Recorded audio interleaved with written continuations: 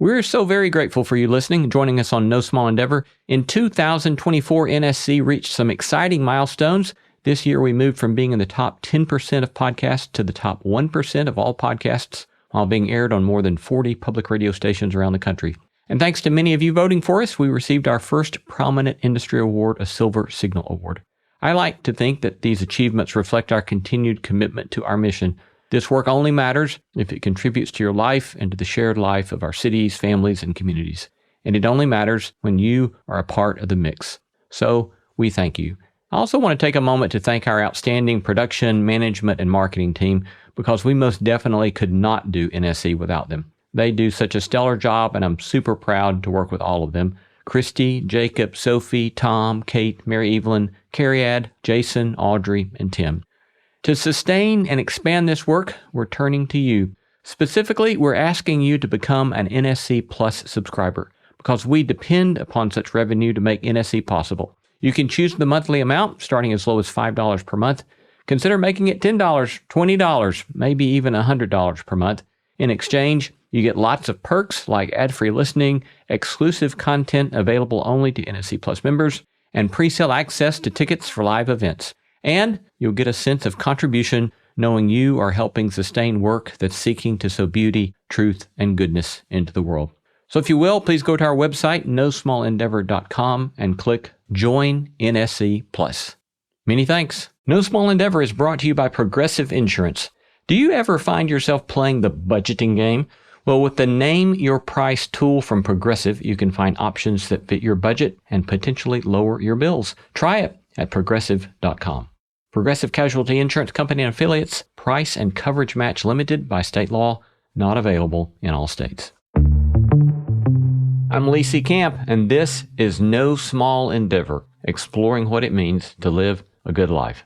What percentage of all pain in the world is related to wanting to belong? That's Kelly Corrigan, host of PBS's interview show Tell Me More and the podcast Kelly Corrigan Wonders. She's also the author of 4 New York Times bestselling books.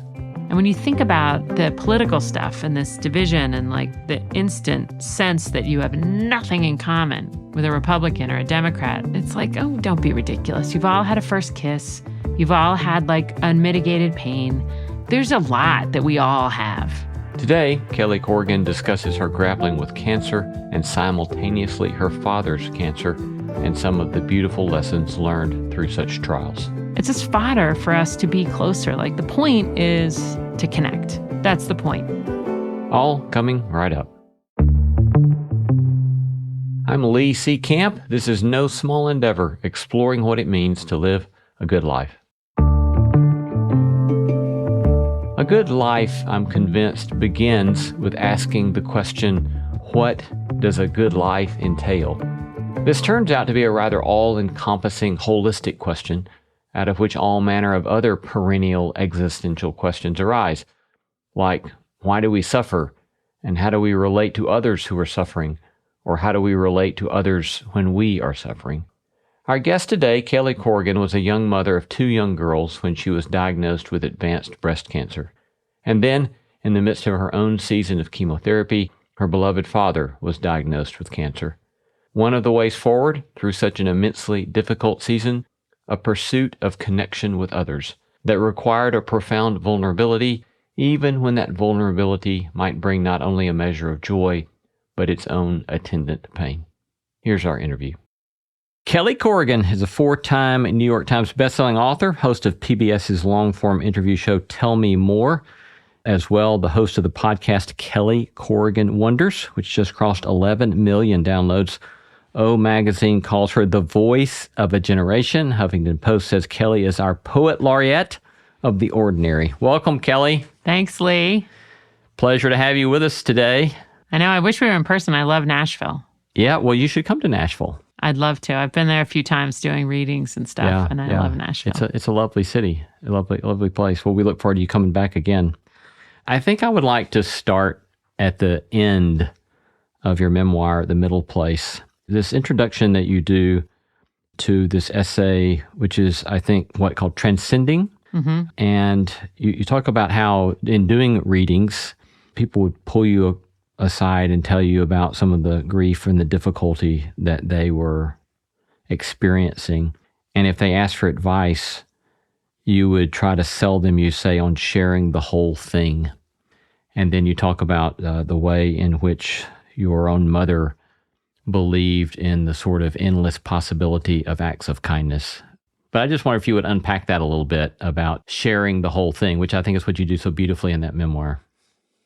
So I'm 36 years old. I'm in the bath with my daughters because I was getting so wet anyway, and my husband wasn't home, and they were 2 and 1, and I was always afraid they were going to like slip out of my hands and drown. And so I often found myself just crawling in there. And I brushed past my breast and I felt something super hard.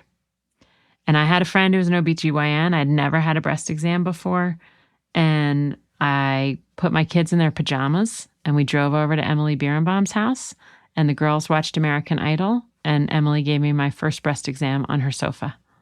And the next day I went for a mammogram, and the next day I went for a biopsy, and 4 days later I was in chemotherapy. Mm-hmm.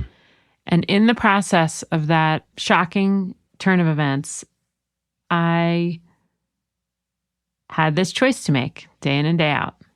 Like, are you going to let people in, or are you going to try to be stoic? Are you going to like share the load? Or are you going to try to carry it yourself? And there was also this other option of like, maybe I should just buy my way out of it. Like, people were saying to me, you have to get a nanny. There's no way that you can be in chemotherapy and have a 2-year-old and a 1-year-old. You know, and the 2-year-old's crawling up the stairs and stuff. Like, all of a sudden your whole house is like a death trap once your kid starts crawling and walking. And of course, my mom, who was back in Philadelphia, said, if you want us to pay for a nanny, you just say the word, I'll send a check.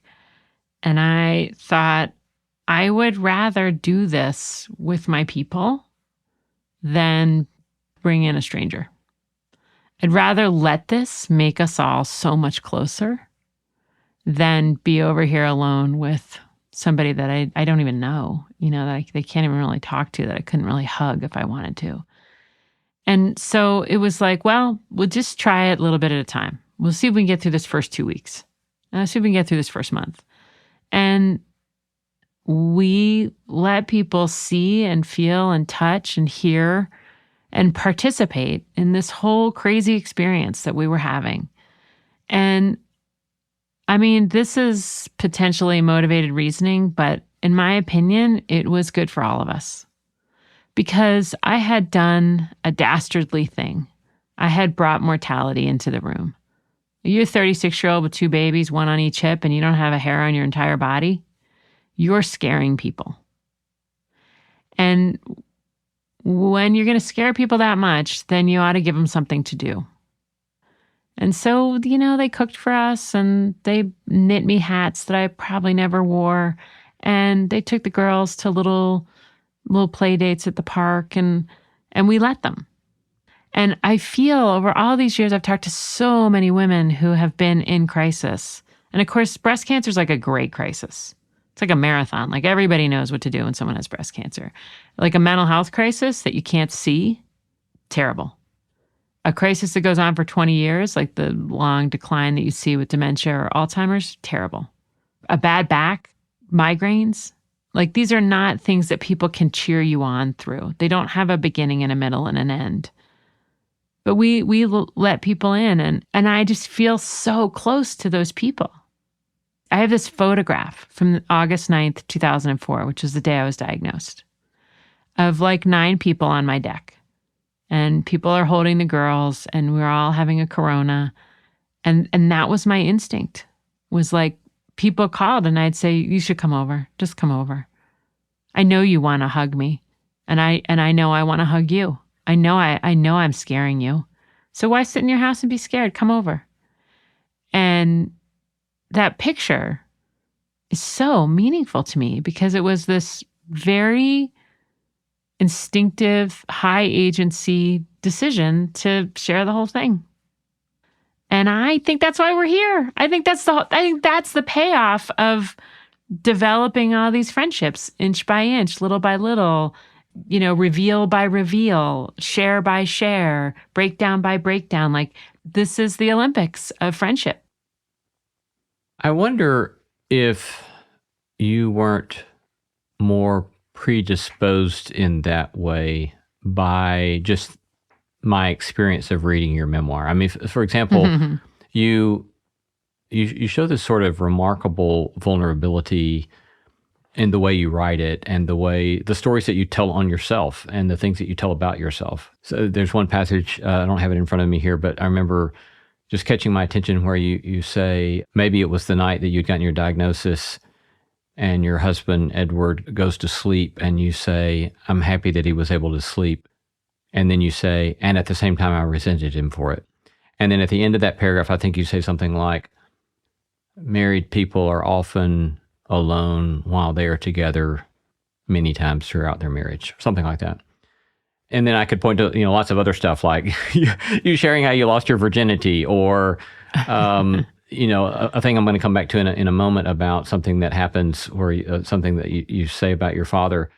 But you seem very predisposed to sort of vulnerability. What's the source of that for you, or why is that? I suspect it's not just a literary device for you, but it seems to kind of, I'm speculating that it flows out of you. It's pretty natural. It's pretty natural.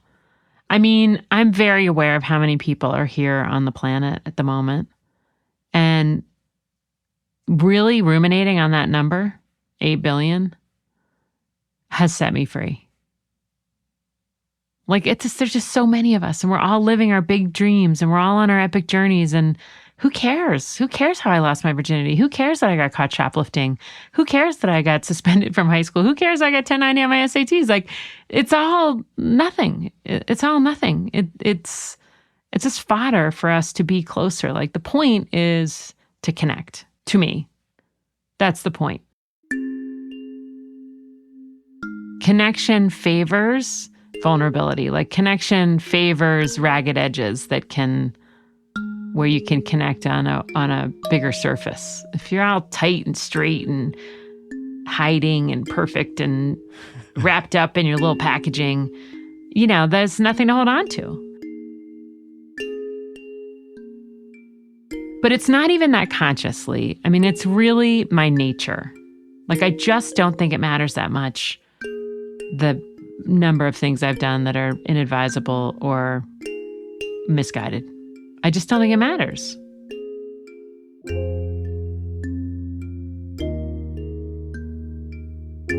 During your experience of going through breast cancer, your father's diagnosed with cancer. Unpack for a little bit about how your story of grappling with his cancer impacts, relates to, informs your own fight. Well, I mean, one thing about having cancer is that if you're lucky, if you have a good circle of support, you kind of get to revert to childhood. Like, you have cookies for breakfast and you're napping and people are doing your laundry for you. And you go from like a very exhausting, very hassled adult life of caring for 2 small kids and a household to being the cared for person. And so I was as soft as I had ever been. I was like living in my pajamas and treating myself to whatever I wanted. Like, if I wanted a lollipop at 6 a.m., like, pop it right on in there, no problem. And then the most adult thing that had ever happened to me happened, which was this guy who had made the world a safe and good place for me. This guy who loved me so well was threatened. And it was like, I can't do this. This can't happen. I can't handle this. I have to have him. And I know it because I've just had him. I mean, I had to have him anyway, but then that whole fall from August to December, I had him in spades. I talked to him all the time, and he was right there for me, and he was coming out to California repeatedly, and I was just drafting off of his optimism and his joyfulness and his confidence in me. And then it was just like, I just remember thinking, I felt like I wanted to have a fit. Like I wanted to throw my glass against the wall and run out the front door and slam the door and slam my fists on the outside of the car and just go crazy with like, you just cannot do this. This cannot happen. I just worked so hard. I am such a good girl. I did every god thing those people told me to do. I lost every hair on my whole body. I got surgeries ahead of me. I have radiation ahead of me. And I'm taking care of these girls. And I'm making lemonade every day out of these lemons. And this is not my reward. You cannot take this guy. So I felt very threatened. And I felt very victimized. Like it was like, this is not the next beat of this story. I won't have it.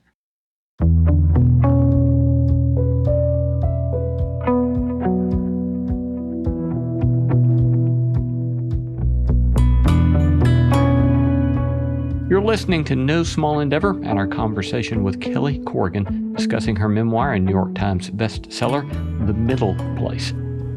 I love hearing from you. Tell us what you're reading, who you are paying attention to, or send us feedback about today's episode.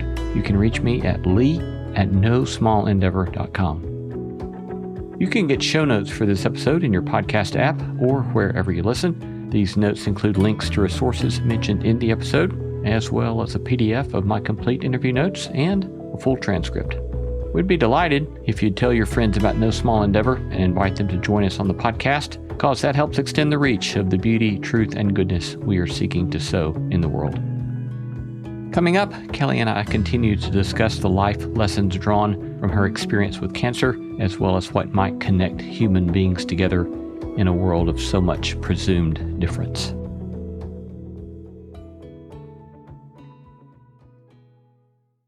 Hello, friends. An important housekeeping announcement regarding publishing. We currently release our normal edited podcast episodes on Thursdays, the unabridged episodes the following Tuesday, but due to the principalities and powers that be in the podcast industry starting in the new year, we are switching it up. New edited episodes will come out every Monday, and the unabridged version will release Friday of the same week. So start your week with the edited version on Monday, end it with the unabridged on Friday. So new year, new rhythm, same exploration of living a good life. See you on a Monday soon.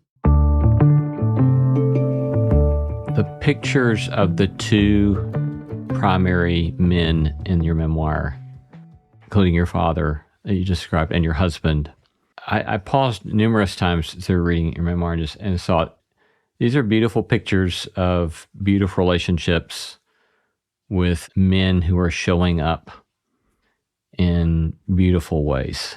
When you think back about, this has been, almost 20 years now, I guess, and you're young married at the time in your, mid-30s, and you think about what your experience did, how it informed, how it shaped your early marriage. What do you look back and think about what that experience of cancer did for your marriage or did to your marriage, or how it informed kind of long-standing habits of your marriage?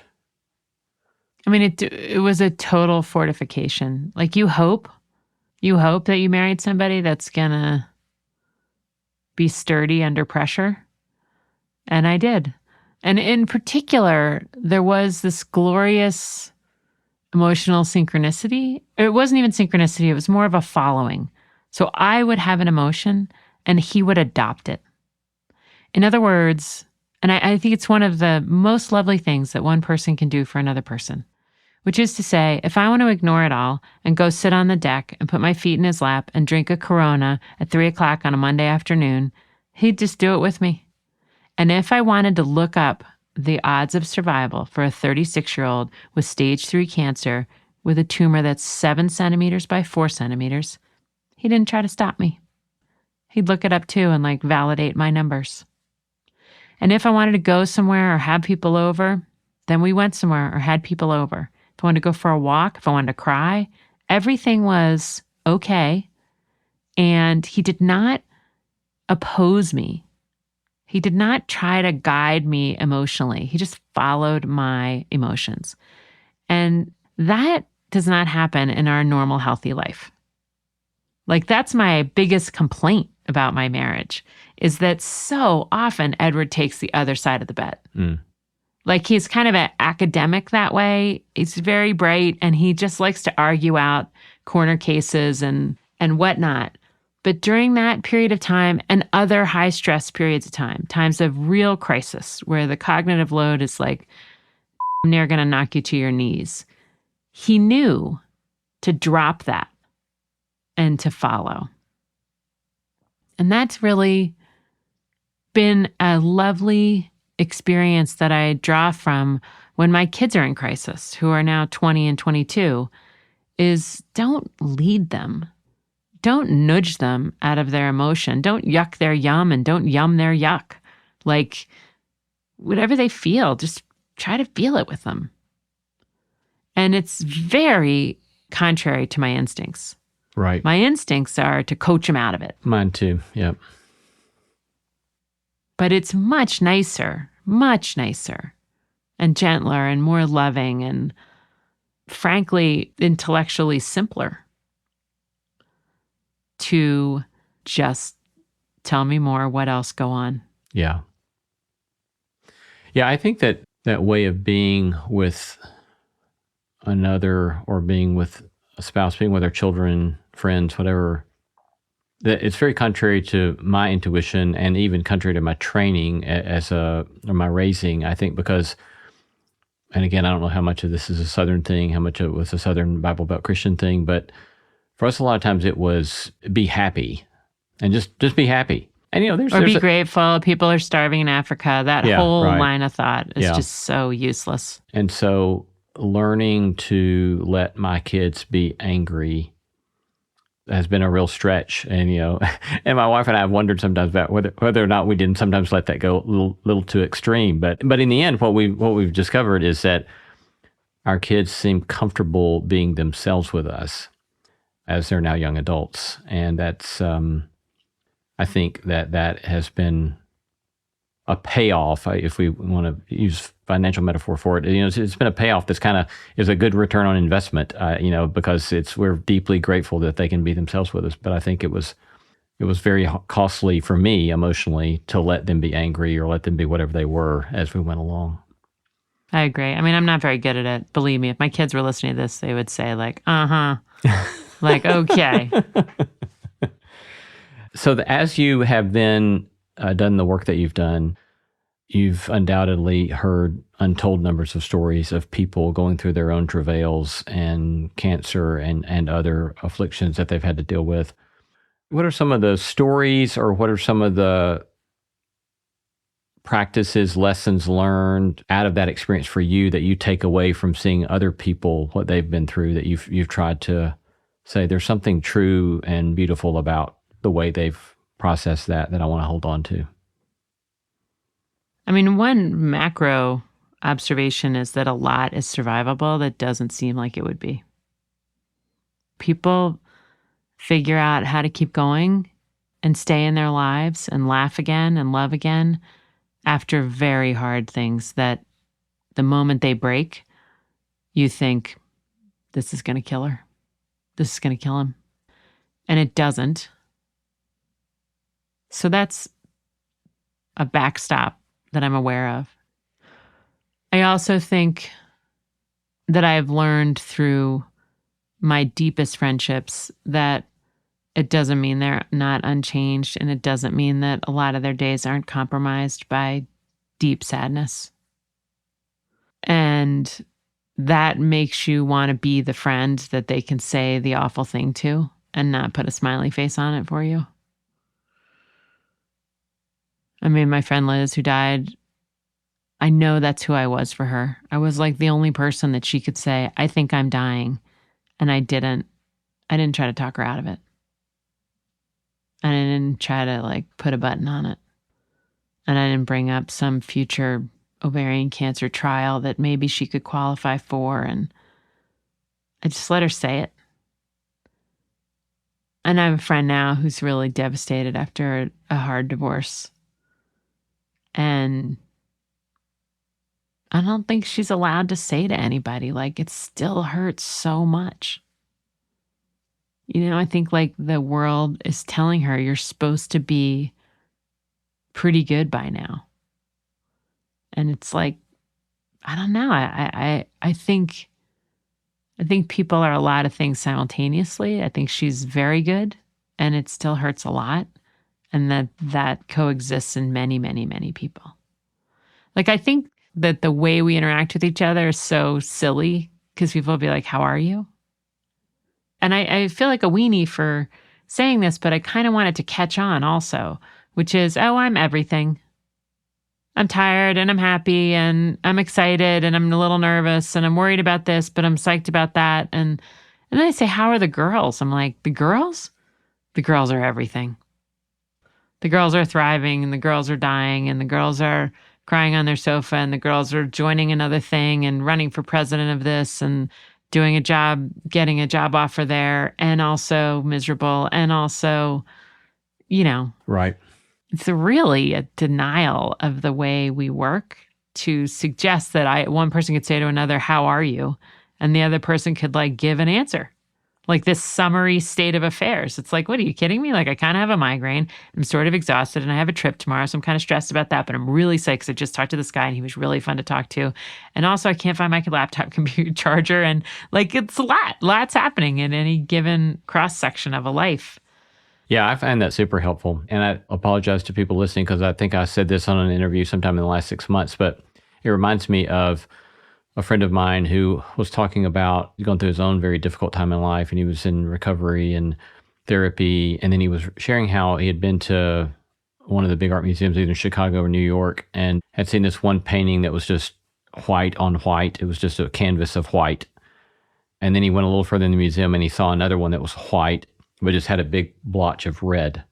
And he said, that's what first happened to me as I got into recovery. I was like, no emotions, nothing. And then when I started paying attention to my emotions, all I knew was he was pissed and the anger of the red. And so then I went a little further in the museum and he saw this Jackson Pollock picture that was just a splash of every imaginable color. And he said, that's what I am now every day. There's a little bit of red, but there's everything else. I'm everything. That's been so helpful to me because it just, for one, it helps me not obsess about the anger or obsess about the pain or obsess about the sad. I can be sad, but it doesn't have to be everything. I can be angry, but it doesn't have to be everything because there's, all this other stuff. So yeah, that's lovely the way you describe that.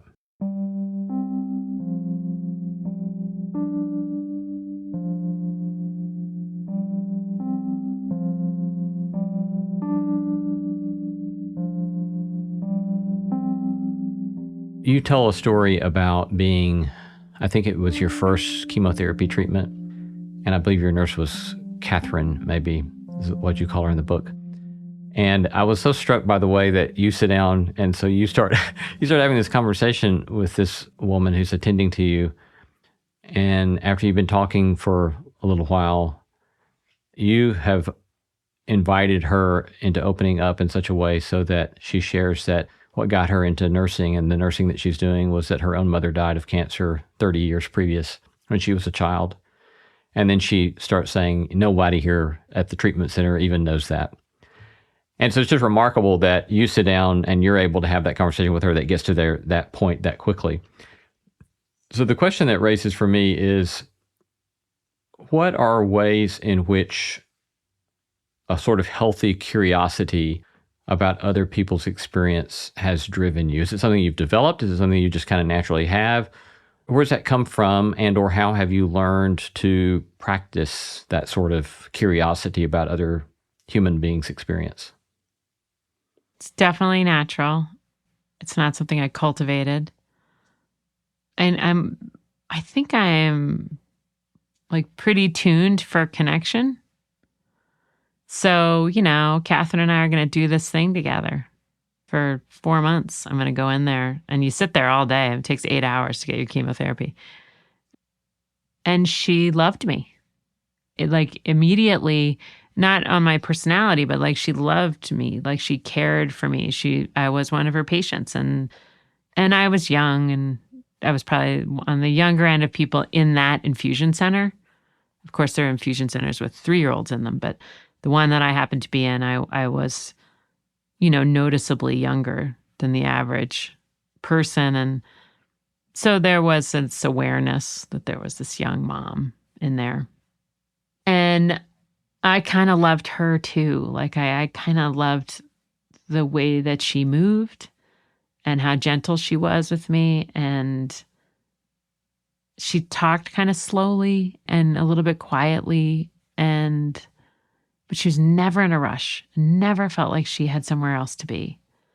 And I just wanted to know more, And then, I mean, a big thing I feel, and I think it's from watching my dad in the world, is that everybody's got something to tell you. Like everybody's just like a little mystery box to be opened. And you're allowed to try. You're allowed to ask a question or two. And, to the extent that there's any skill in it, it's in trying to be sensitive to the signals they're giving you back. Like, are you allowed to ask another question? Are you allowed to ask a follow-up? Are they open to that? What's their body language telling you? What's their eye contact level? Is it changing? What are their shoulders? Are they towards you? Are they away from you? Like all that sort of interpersonal intuition of like, can I go further?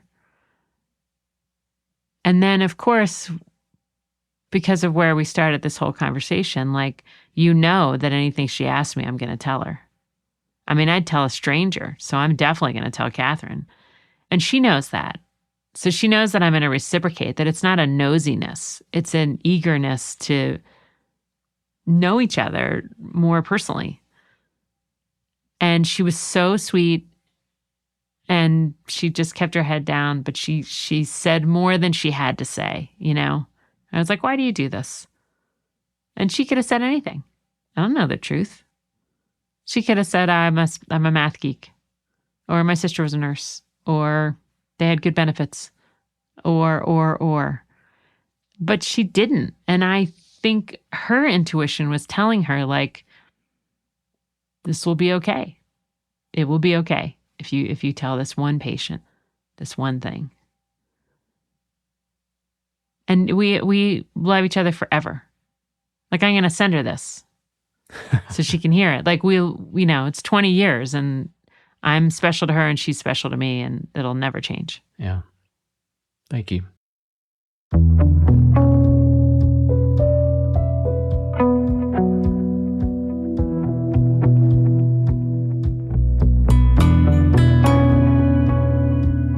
We're going to take a short break, but coming right up, more from Kelly about the connection between grief and love, the distinction between sadness and bitterness, and why what we humans have in common vastly outweighs our differences.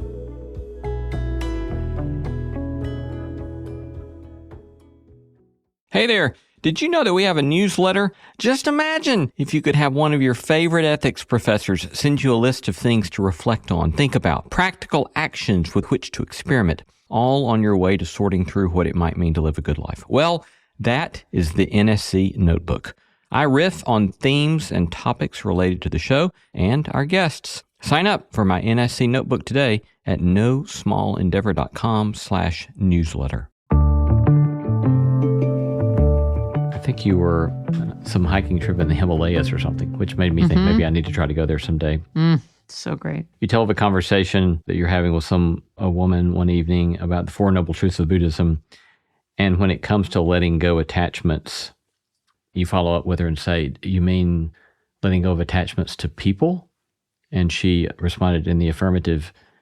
And you, in the book, you say, well, no way, I'd rather suffer and hold on to my attachments.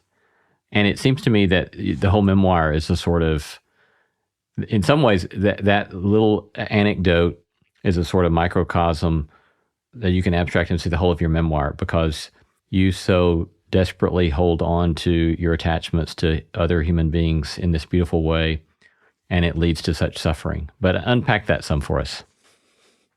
Well, that's about the sum of it. You will suffer. I mean, that idea that, grief is just the flip side of love, like that you'll pay it all back. You'll pay back every minute in grief. And so be it, I guess. I think that's where I am. Like, I mean, I cried so much when my dad died. I cried for like 6 months. And I have cried so much in my emptiness time. Like I don't like it. You know, it's fine. And I can come up with lots of great work to do and whatever, but I don't like it. It's not what I want. I mean, I want them to be independent. I'm glad they're out there, and I'm glad that they're launched. I wouldn't want them to not be launched. But if I could roll back, would I? Of course I would. I'd do it again and again and again and again and again. That's what love feels like to me. And I accept that about myself. It's going to hurt. Like, this whole enterprise is going to hurt like hell. Yeah. And there you have it. Yeah. Well, I want to come back to that, but first I want to shift to your book, Lift. And just as a parenthetical insert, that I liked the premise of the title of the book because I also fly gliders myself. Oh, no kidding. Yeah. Yeah. And that you got this notion of lift from a friend who flies hang gliders. I don't fly hang gliders, I fly sailplanes, but the same idea. You got to go find thermals if you're going to stay up and follow the thermals up to cloud base and so forth. And you use that as a sort of metaphor for this terrifying notion of finding turbulence. And it's the turbulence that's going to keep you, give you a lift. It's turbulence that's going to keep you alive. And that it's just this sort of reality of living is that if we're going to live, there's going to be turbulence, which I find a very... And it's the connective tissue between us. Yeah. I mean, this is how we're going to love each other, is that you and I know the same turbulence. And so we can just go so deep on that, or that we can abstract one kind of turbulence for another and meet there in the abstraction. Like, the funny thing that people say a lot that I'm always like, I don't feel that way, is, you know, I have no idea. God, can you imagine? I can't even imagine how that would feel. And I think, really? Like, you can't get there? Because I can get there with almost anything. I mean, I can imagine a little bit how it would feel, because it always ladders up to unfairness or loss or these kind of archetypal themes of human experience where everyone has lost something. Everyone has wanted something that they cannot have. So sometimes my husband and I will be talking about something that's going on with the girls, and he says, I just can't relate. You know, that would have never bothered me. And I'm like, no, you can relate. You never had that one version of it, but like, flip through the files. Like, they're all the same. It's just you getting cut from a soccer team isn't the same as her not getting asked to the prom. Like, that's the same story. I wanted to be wanted. I wanted to belong. Like, what percentage of all pain in the world is related to wanting to belong? Like, a huge percentage. So we should be able to relate to each other like pretty easily. And when you think about the political stuff and this division and like the instant sense that you have nothing in common with a Republican or a Democrat, it's like, oh, don't be ridiculous. You've all had a first kiss. You've all had like unmitigated pain. You've all lost some money. You've all made some money. You all have a parent that you love. You all have a kid that you're scared to death might be going off the rails. You all have the dream that you didn't hand in some paper in college and now you're not graduating. Like, there's a lot that we all have. Everybody's been cold. Everybody's been hot. Everybody couldn't sleep one night. Like, there's tons and tons of transcendent human experiences that we should be able to leverage in ways that sometimes I feel like it's this small thinking that's like, literally, I have nothing in common with that person. And it's like, no, you have like 90% of your life in common with that person.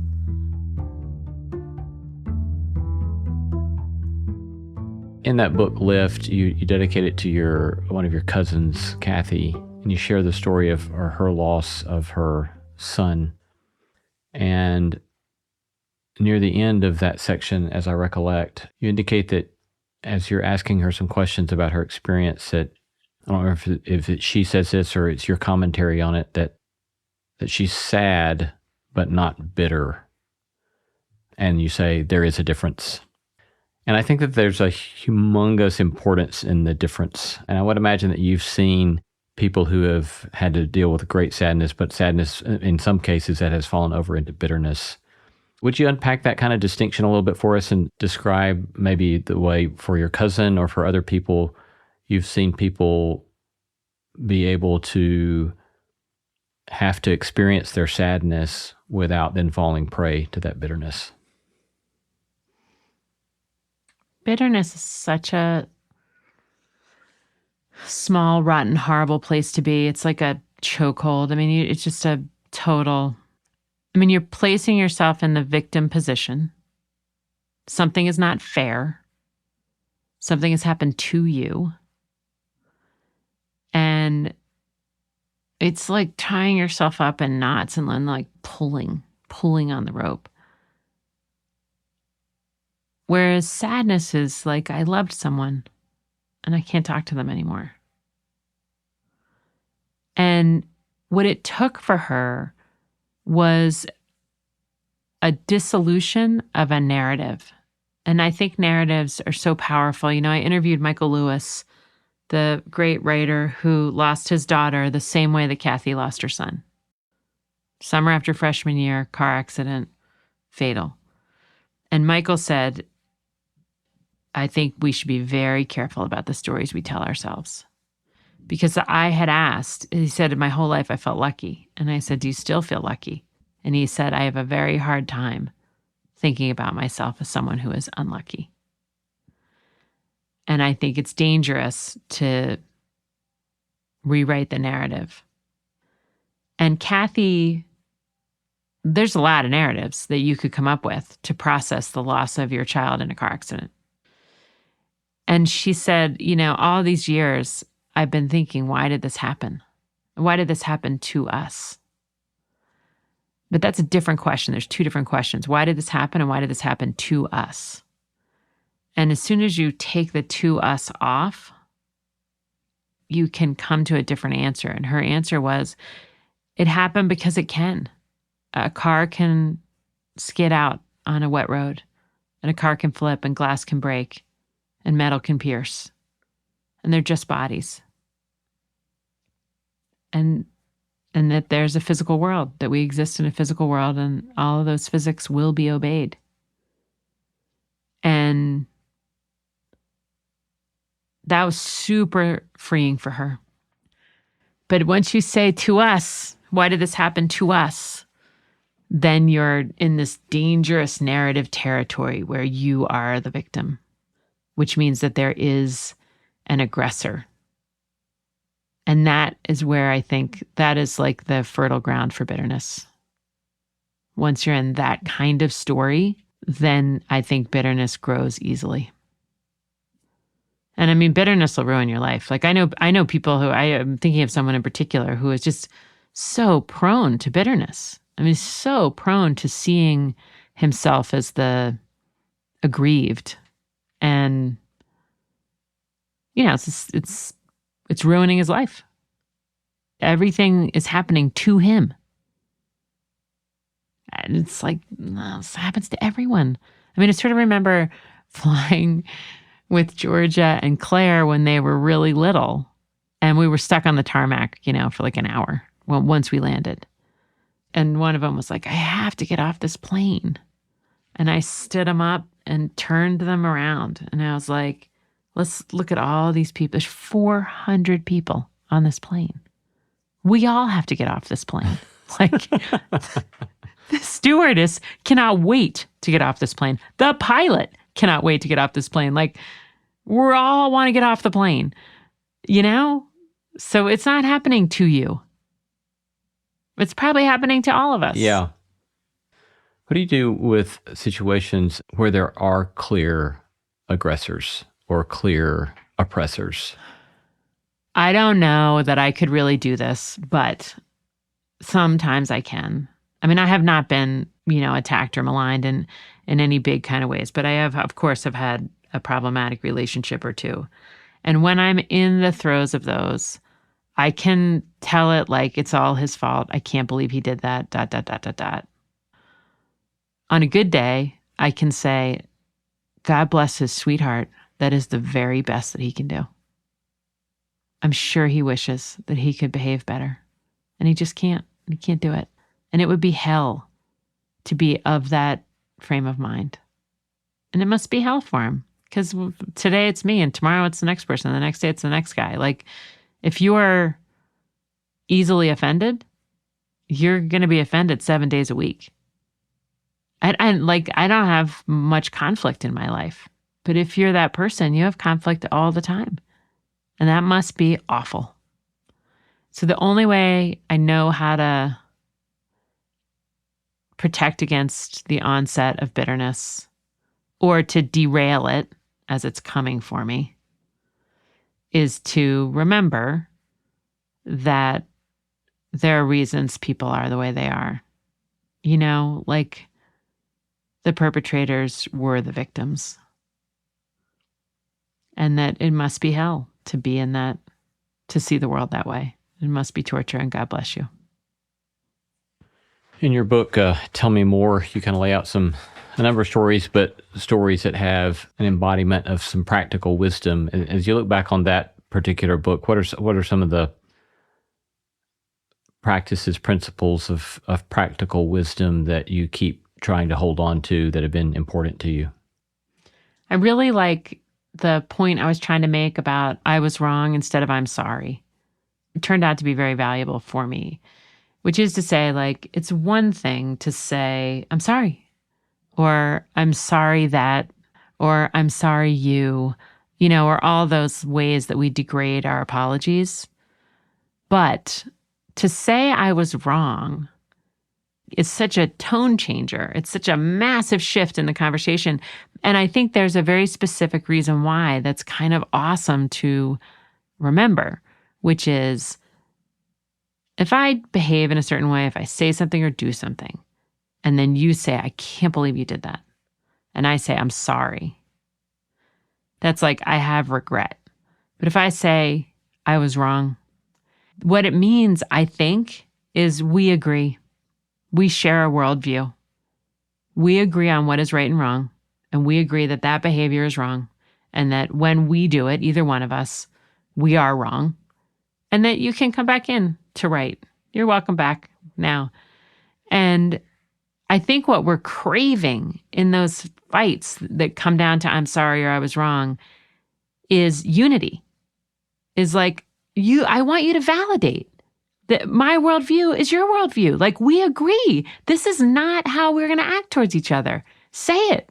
Say that you agree with me. Let's realign shoulder to shoulder, seeing the world the way we've decided to see it all these years.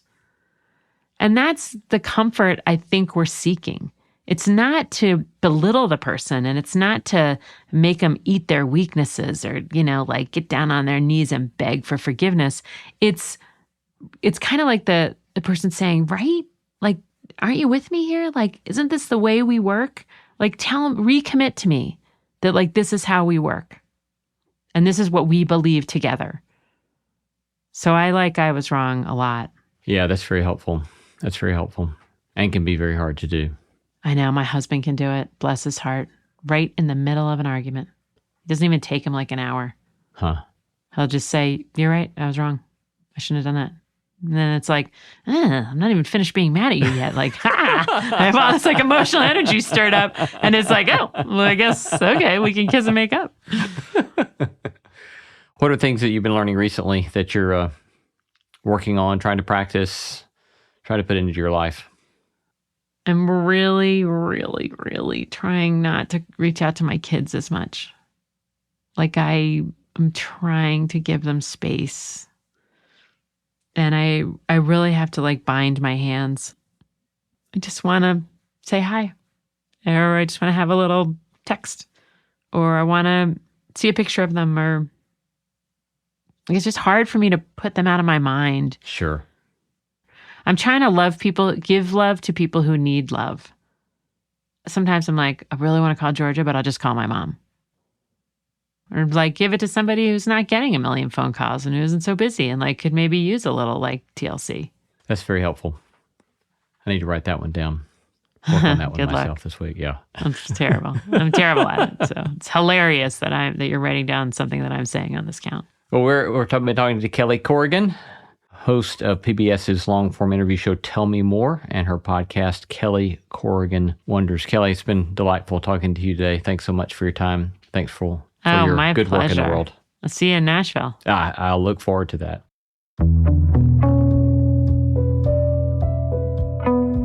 You've been listening to No Small Endeavor and our interview with Kelly Corrigan. Kelly is the host of her own podcast, Kelly Corrigan Wonders. She's also the author of 4 New York Times bestselling books, including the ones we discussed in this interview, which are The Middle Place, Lift, and Tell Me More. We gratefully acknowledge the support of Lilly Endowment Incorporated, a private philanthropic foundation supporting the causes of community development, education, and religion.